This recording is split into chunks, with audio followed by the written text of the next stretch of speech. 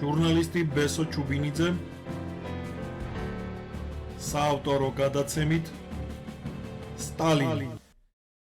1999 წლის 9 ივნისს გორის აღმასკომის თავმჯდომარის სახელზე შევიდა საკმაოდ მოულოდნელი განცხადება საჩივარი.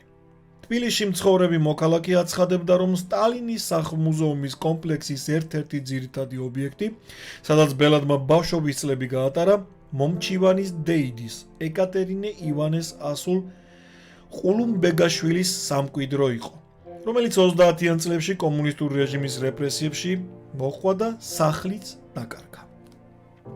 მანამდე კი აღნიშნული საცხოვრებელი მათ წინაპრებს ეკუთვნოდა, სადაც ბესარიონ და ეკატერინე ჯუღაშვილები მდგმურად ცხოვრობდნენ. სტალინი კი იქვე მოშორებით მდგარ ქოხში დაიბადა.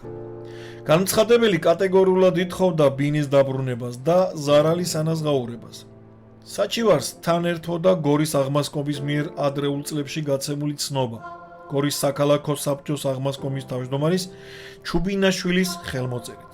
მასში კი მითითებული იყო, რომ აღნიშნული ალიზის სახლი, ორი პატარა ოთახი აივნითა და სარდაფით, ნამდვილად ეკუთვნოდა მოქალაქე ეკატერინე ყულუმბეგაშვილს.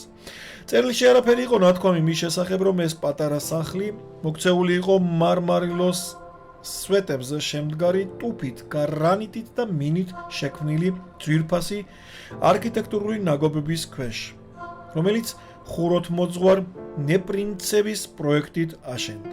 სტალინის ქალიშვილმა თავის ცნობილ წიგნში 20 წერილი მეგობარს ამ სახლს დაცინვით ხიბარა უწოდა. რა თქმა უნდა, ეს ქოხმახი ვერ შეედრებოდა მოსკოვის კეთილმოწყობილ აგარაკს, რომელიც ერთ დროს სხვათა შორის ქართველი ზუბალაშვილის მიერ აშენდა და მისივე საკუთრებაც იყო. ერთი რამ ფაქტია, რომ სოსო ჯუღაშვილს მშობლიურ ქალაქში, სადაც დაიბადა, ფეხი აიდგა და ბავშვობის წლები გაატარა, საკუთარი კუთხე არ გააჩნდა. ახლა კი საფრთხე მუზეუმს დაემუქრა. თუმცა კეთილ ადამიანებს რა გამოლეს ამ ქვეყნად? სწორედ მათი დამსახურებაა, რომ ბელადის მუზეუმი დღესაც ფუნქციონირებს. თვითმხილველები ასეთ ისტორიასაც იხსენებენ.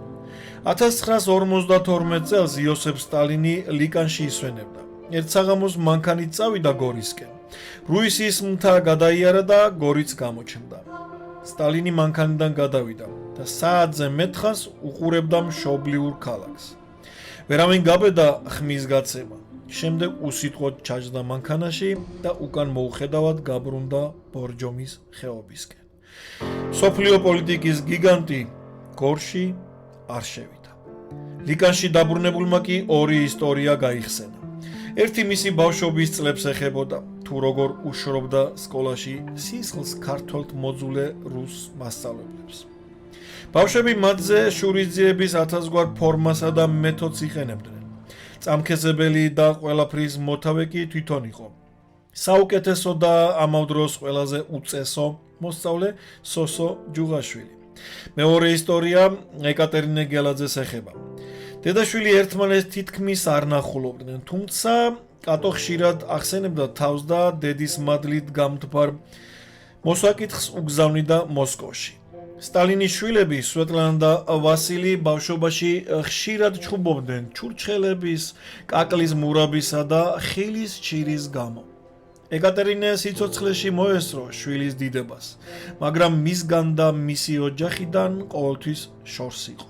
ასეთი კურიოზიც მოხდა. კატო იმდენად იყო მოწყვეტილი რეალობას, რომ საქართველოს მთავრობის თავმჯდომარეს თხოვნით მიმართა. სოსო იქნებ აქ, ახლოს გადმოიყვანოთ სამუშაოდ. ისიც არ იცოდა, რომ მისი სოსო, სადაც უნდოდა, იქ გადაიყვანდა მთავრობის თავმჯდომარეს. ამ ისტორიაზე ბევრს იცინოდნენ კრემლში.